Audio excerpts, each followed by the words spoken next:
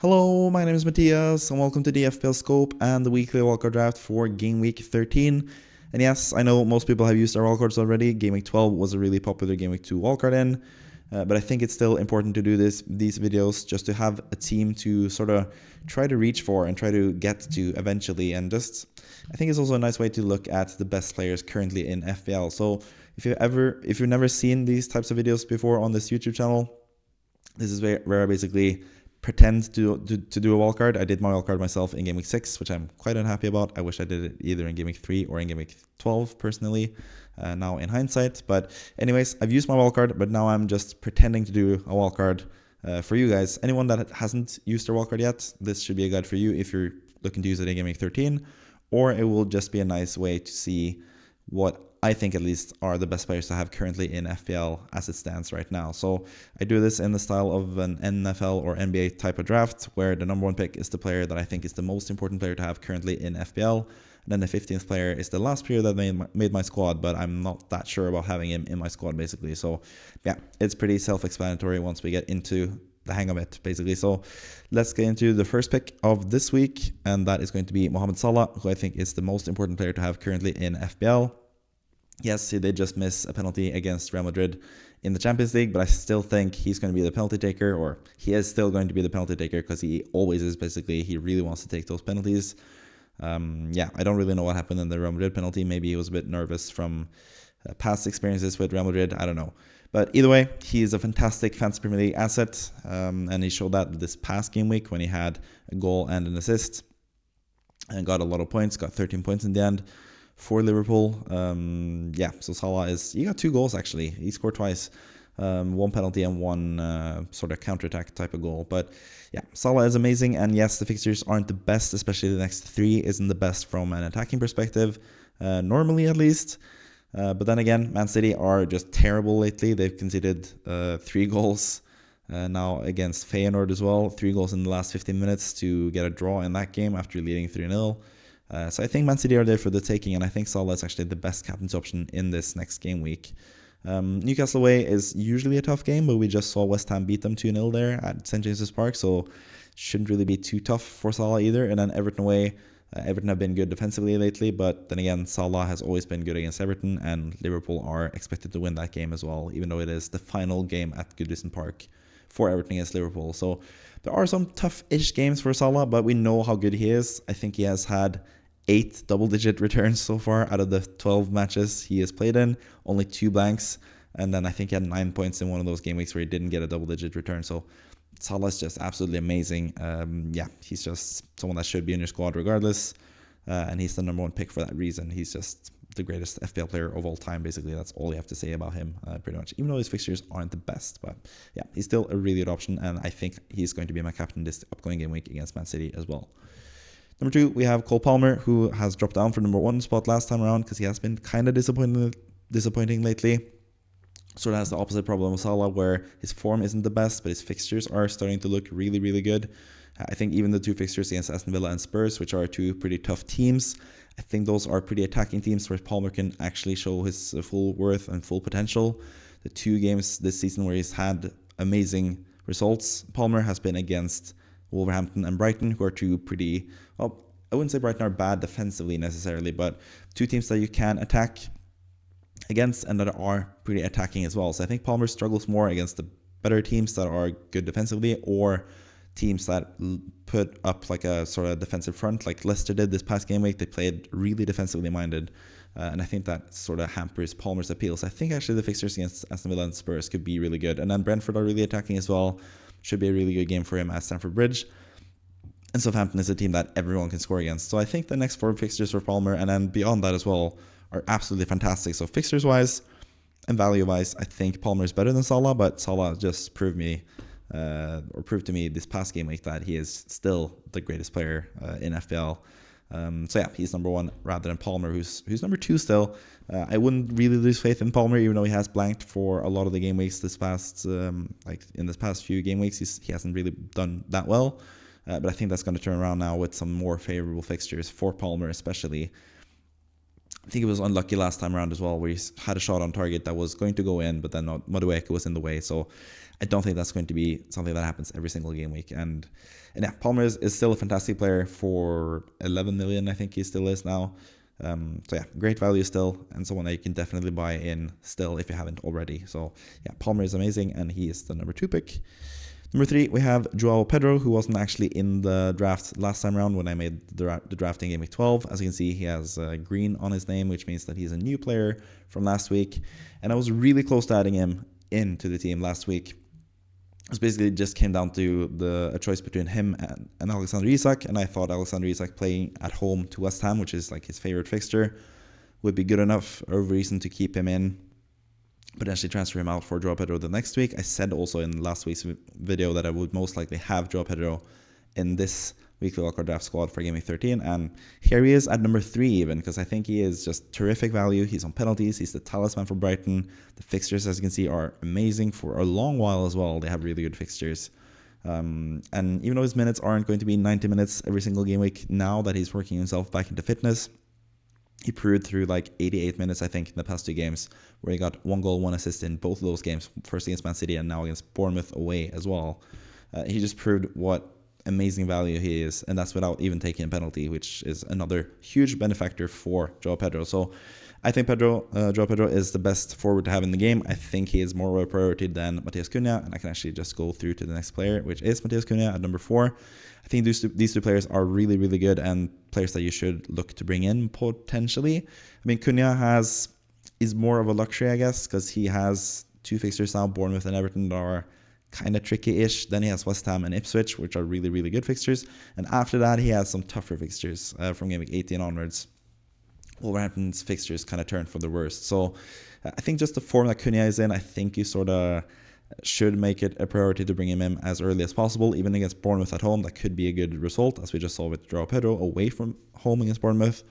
And in the form that Cunha is in right now, I think he could definitely score. And Cunha as well is someone that could do really well in those tougher fixtures as well. I think Wolverhampton has scored in every single Premier League game so far. They are a really attacking side, so I don't think Cunha has the worst long-term hold either, but I think personally I would like to sell him around game week 18 or 19. So he's a bit more of a short-term punt than João Pedro, and that's why I also like João Pedro better, especially also because of the price for João Pedro. He's cheaper. We also know that João Pedro is the penalty taker for Brighton, and we're not 100% sure that Cunha is the penalty taker for Wolves, but he most likely is. So yeah, he's great value still, Cunha. Still someone that I would like to bring in. If I had 2 transfers and I had 2 strikers that I didn't like, Pedro and Cunha just seems like a really easy swap for those 2 guys. But if I had to choose between them, I would have to choose João Pedro currently. So yeah, that's like Pedro is number 3 and Cunha is number 4. Number 5, we have Bukayo Saka for Arsenal, and Arsenal have just looked so much better now that Martin Ødegaard is back in the team for them. Both in the league against Nottingham Forest, scored 3 goals there. Fantastic team performance in that game. And then now in the Champions League as well, where they just completely demolished Sporting Lisbon, which was really great to see. So Saka on penalties, on some set pieces as well.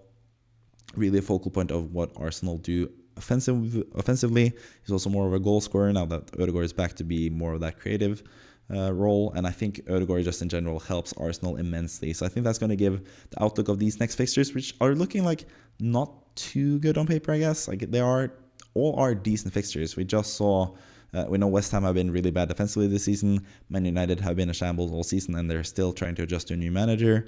Fulham just conceded 4 goals against Wolves, and Everton have been also bad previously in the season. But all these 4 teams as well have shown a capability to keep some clean sheets this season as well. So not necessarily slam dunk fixtures for Saka, but I think just the level of play that Arsenal have currently, I think they will win all 4 games most likely, and Saka will be the main part out of those 4 wins as well. So I think he's just a really good option currently. Salah, Palmer, Saka, it seems like the best premium sort of path to go with currently. And I think long term as well, Saka is a decent hold, but he has some trickier-ish fixtures after the Everton game as well. So could be more of a short-term punt as well. But he's someone that you wouldn't be too unhappy with having in your squad for the longest time either, because Arsenal are just a really, really good team now that they're getting everyone back fully fit and healthy. So yeah, Saka is still an amazing player. Didn't have him in last week because I didn't have that much faith in Arsenal, but now that I've seen them with Ødegaard back, they look just a lot better than they did without the Norwegian talisman there. So yeah, Saka's level is going to be raised by that. And Ødegaard in his own right is a decent prospect, but we saw now against Sporting as well, he only won a penalty. That was the only thing he did offensively in terms of goals and assists. So he's more like the typical cliche assisting the assister type of player who helps Arsenal immensely and helps the FPL projections for Saka. But I don't think Ødegaard is like the best FPL pick, but he has shown in the past that he can score and get assists as well. So he's still a decent pick if you can't afford Saka. But I think Saka just gives you that little bit of extra stability and penalty taking as well, which is going to help him rather than the other Arsenal players or Arsenal attackers. So yeah, Saka at number 5. Number 6, Ryan Ait-Nouri. He has good fixtures, just like Cunha, for the next 4 or 5 game weeks. Then after that, he has some tougher fixtures, but I think Ait-Nouri is more goals and assists dependent than clean sheet dependent, and I think he can score in those tougher games as well, as he's shown in the past this season. He's just a really attacking player, and that's why I really like him. He's pretty cheap as well, playing 90 minutes pretty much every single game week for Wolverhampton in that really offensive role that he has. So yeah, I just really like him in general as a defender. I think even long term, I don't really have any qualms about keeping him, even though they have really tough fixtures from game week 19 all the way through game week 28 or something, I think.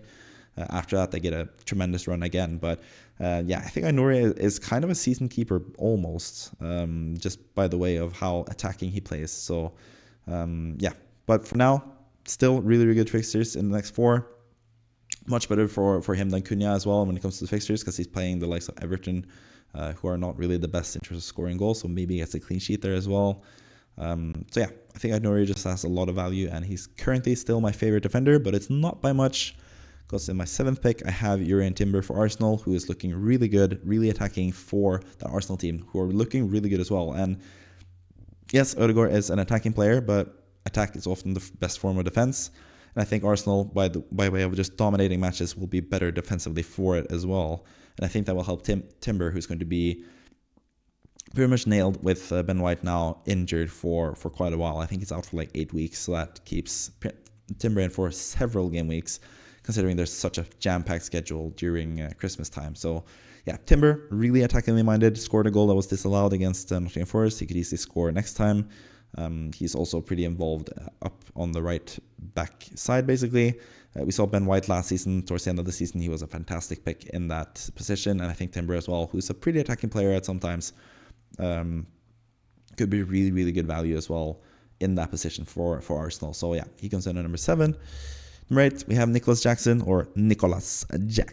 who is just an amazing player who's been getting some plaudits this season after being sort of lambasted last season despite getting a lot of goals. But now he's showing his full potential. He's a really, really good striker, one of the best strikers in the Premier League, in my opinion. And he has really good fixtures, like I talked about with Palmer. These fixtures fit him, and I think Chelsea as well, because Chelsea are going to concede in some of them, and that means that they must go forward and score goals, which really benefits Jackson, who is the focal point of attack for Chelsea. He's the furthermost player for Chelsea, playing closest to the goal, and that has proved dividends, like we saw last game week when he had 1 goal and 1 assist as well. So Nicholas Jackson, fantastic player. I think he's a great player overall. And for FPL as well, I think he's tremendous value. Even though he's a bit more expensive than João Pedro and Cunha, which makes him slightly less of an enticing option than those two guys, I still think he is by far the best, or third best, I guess, forward currently in FPL. So yeah, he comes in at number 8 for that reason, and is the final striker that I have in the lineup. Number 9, we have Bart Verbruggen in goal from Brighton. Sort of been struggling to find like a goalkeeper that I really like, but now with the fixtures that Brighton have, and just also how close they've been to getting some clean sheets as well. Conceded in 90+3, but Verbruggen kept a clean sheet against Newcastle not too long ago. Brighton have shown some defensive promise as well, so Verbruggen is looking like the best goalkeeper, especially for the price that he is at 4.5 with all the good fixtures that they have. I feel pretty confident in him as my favorite goalkeeper in FPL currently, so he's the number 9 pick, comes in for Sanchez, who just keeps letting me down every single week, even though Chelsea have good fixtures. I just don't trust Sanchez especially, and Chelsea's defense overall.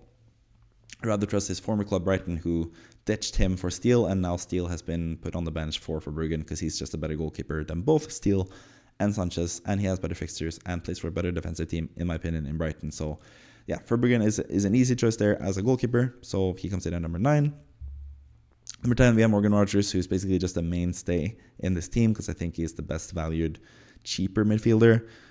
Yes, you can bench him in some game weeks, but he has proven that he has a track record for scoring goals and assists this season as well. He's just a really, really good player, really important player for Aston Villa. Scored a goal now at the end of the game against Juventus, which was called off stupidly in my opinion, but it just proves that he likes to be in those really nice positions to score goals. I think he's still an undervalued prospect in terms of actually starting him and playing him. And you see the fixtures that he has as well. Chelsea away isn't the best fixture, but we just talked about how Chelsea defensively are kind of iffy. Then he has Brentford and Southampton at home, two really, really good fixtures. Then he has some tougher fixtures, Nottingham Forest away, and then I think he has like Man City or something after that. But then he has, again, and then Newcastle after that, I think, as well. But then he has really, really good fixtures after that. So, yeah, long-term, I think he's a great valued option. Also really cheap.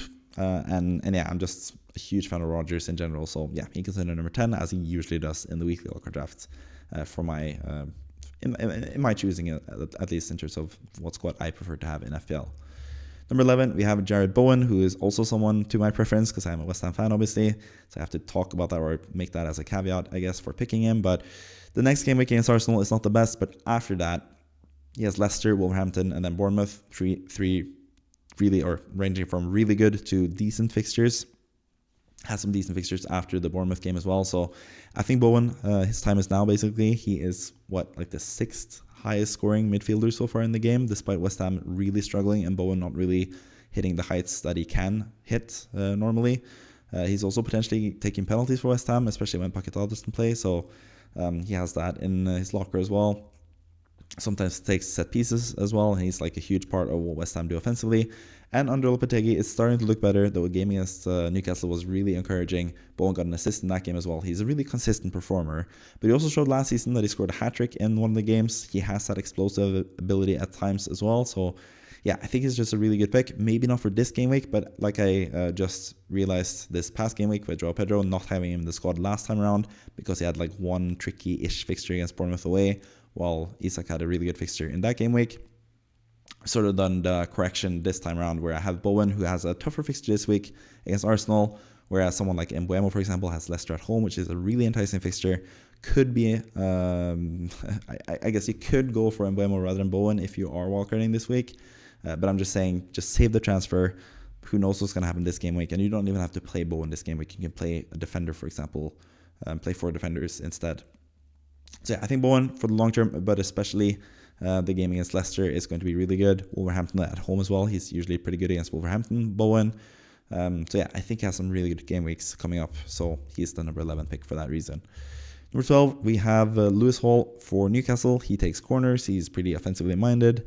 Plays for a team that has a decent chance of keeping clean sheets, I guess, but they haven't really been the most impressive. So I'm not too impressed by Hall and Newcastle's defense, but I think just logistically it makes sense. He's 4.4, really cheap. He has really good fixtures. Once Ait-Nouri's fixtures turn pretty bad, Hall's fixtures get really, really good.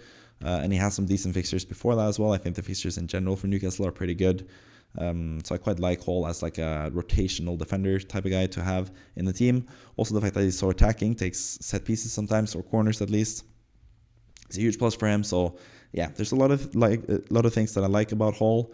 Makes me pick him. I've sort of been in and out on him the last 2 game weeks. I think I had him in the game week 11 draft, and then I dropped him out last time around, and now he's back again for the game week 13 draft as well. And I think I'm going to stick with him, but we're going to have to wait and see and look at what Newcastle look like going forward, because they have been sort of up and down this season. Kind of hard to get a read on them, especially losing 2-0 at home to West Ham at St. James's Park is it's kind of a downside to Newcastle, I guess. But I like what I saw in terms of offensive capabilities for Hall in that game. So he comes in at number 12 for that reason.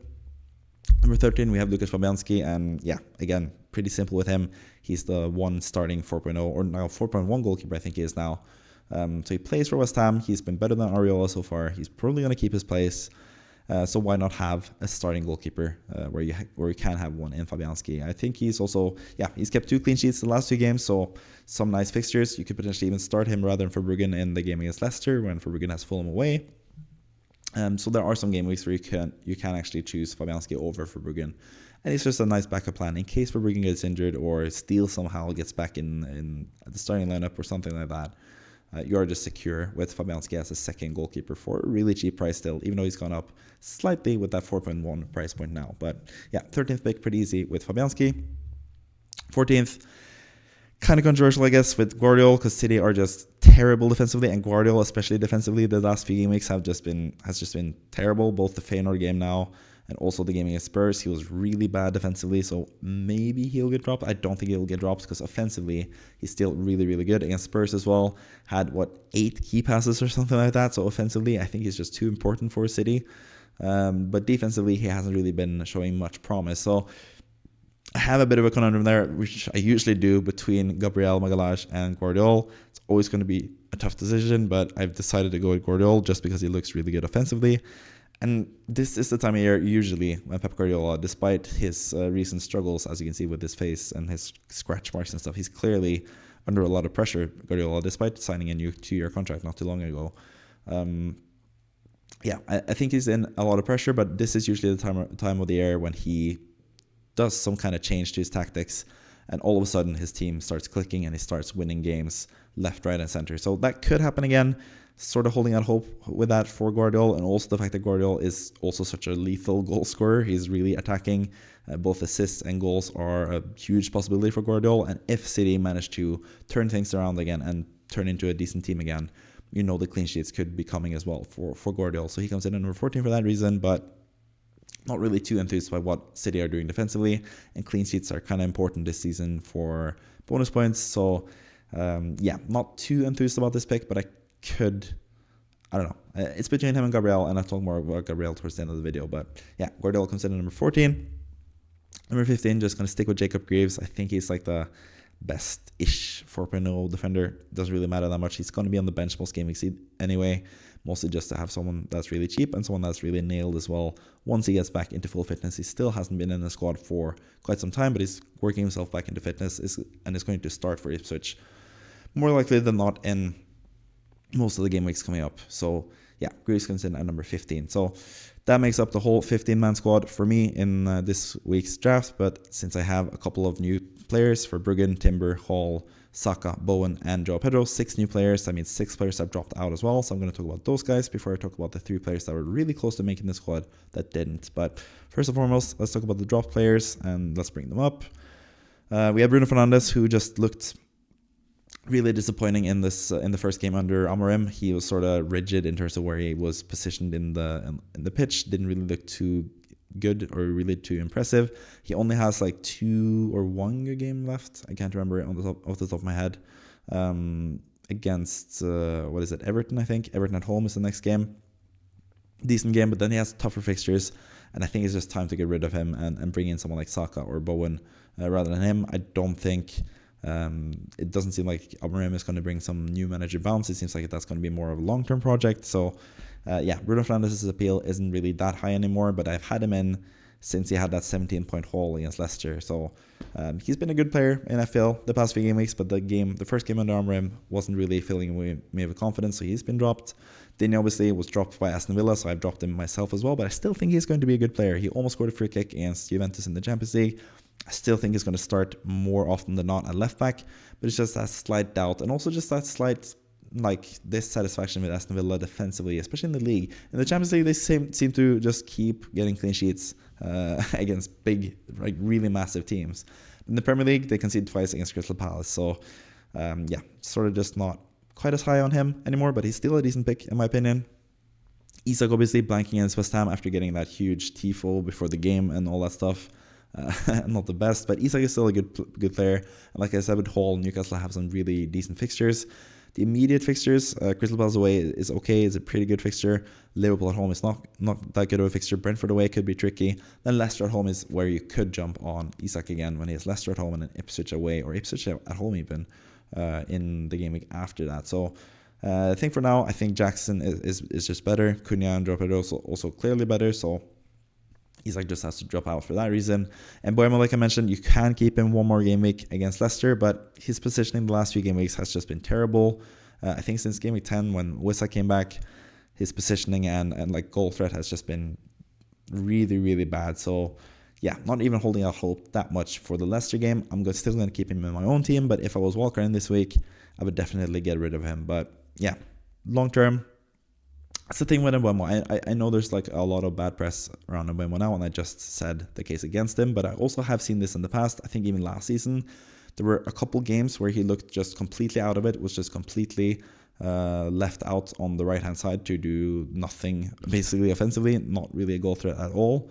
And then, like, after a couple game weeks, he was back into like that goal-scoring central positioning and scoring a lot of goals. So I don't think he's like cursed for the entirety of the season, but with the fixtures coming up after the Leicester game being really, really bad for Brentford as well, I think it's easy to just drop him out currently. Milos Kerkez as well, can't really decide between him and Hall, it seems like, but I think what made the deciding factor for me now was just the fact that Kerkez, like Ait-Nouri, has really good fixtures now, and then once Ait-Nouri's fixtures get bad, Kerkez's fixtures get bad as well. So I think more for balance, it's just better to have Hall, but Kerkez is still a really good player to have, especially if you want someone that can step in right now and be a good player for the next few game weeks. If you want to downgrade Gvardiol, for example, to someone like Kerkez, that would make a lot of sense if you need more money for someone in attack, I guess. So yeah, Kerkez drops out for that reason. And finally, Sanchez, I did talk about him when I talked about Verbruggen earlier, but it bears repeating. He's just a terrible goalkeeper playing for a team that struggles defensively. And I own him as well, and I've cursed him because I curse Chelsea players all the time. So yeah, stay away from Sanchez in general. So those are the players that have dropped out. Let's finally end the video with the players that were close to making the squad but didn't. I talked about one of them already in Gabriel Magalhaes. He was the one that was closest to making the squad because I could really make the case for him over Gvardiol. I think actually if I was to make the graphics and make the video from scratch now, I think I would actually put Gabriel in over Gvardiol. So yeah, but it's down to preference, I guess. But Gabriel showed them the Champions League. He can score a bullet header still. We always know that he can do that. And I think Arsenal defensively are going to be really good. So I don't really mind tripling up on Arsenal and doubling up on Arsenal defense. That might be the best way out of it, actually. Maddison is someone that I think is just under talked about in FPL. Scored twice now against Man City. Once he gets to play. And also that's the thing with Maddison. When he scores, he usually just keeps it going. So I think he's like a really good punt for now as well. Could make a case for him over Bowen, just because he can really prove his worth in the next few game weeks and keep his really good form going. But I think long term, or like the immediate future after the next game week, I think Bowen is just a better pick just because of the fixtures. Madison's fixtures aren't the best. They're kind of like iffy, meh, I guess. So I'm staying away from him for now. Also, like the playing time and fitness of Maddison is also sometimes called into question. So that's why I'm more comfortable going with Bowen, who's a more secure player, especially now that we're getting fixtures left, right, and center. So many fixtures in a row. It makes more sense to bring in a player that doesn't play in Europe anymore. In Bowen, he's going to play every single game, going to play 90 minutes every single game. Who's a more secure player, I guess. So that's why I prefer Bowen over Maddison, but I think Maddison is a nice shout and someone that deserves more recognition in FPL. And then finally, Ollie Watkins, who's in my own team as well. He had 2 big chances to score this past game week, scored one of them, got 7 points. But I think he is really close to getting that huge haul, which I'm hoping for myself as well for Watkins. He has some good fixtures. As you can see, Chelsea away isn't even the worst fixture. Chelsea are pretty bad defensively. Brentford at home is a fantastic fixture. Southampton at home is a fantastic fixture. Like I said with Rodgers earlier in the video, Aston Villa have some pretty good fixtures for the foreseeable future. It's just that 3-game streak there with Nottingham Forest away, Man City, and then Newcastle away, I think. Trifecta there, which shouldn't really be too tough of a match either, because those 3 teams have shown some deficiencies the last few game weeks. But yeah, Watkins is still a good pick, but he's also a bit more expensive, and I really like the 3 strikers that I have already in João Pedro, Cunha, and Nicholas Jackson. So yeah, Watkins didn't make the cut either for that reason. But that's it basically. Thank you for watching the video. I managed to get through it all without my voice cracking on me and being bad, because my throat I've been sick for the past week, or not really sick that much, but my throat has been sort of iffy the last week. So thankful that I got through the video without too many issues. So I'm going to leave it there before I speak myself into a corner, I guess, which I just did right now. But anyways, I hope you enjoyed the video, despite me rambling towards the end of it like I usually do. Thank you for watching. See you next time. Bye-bye.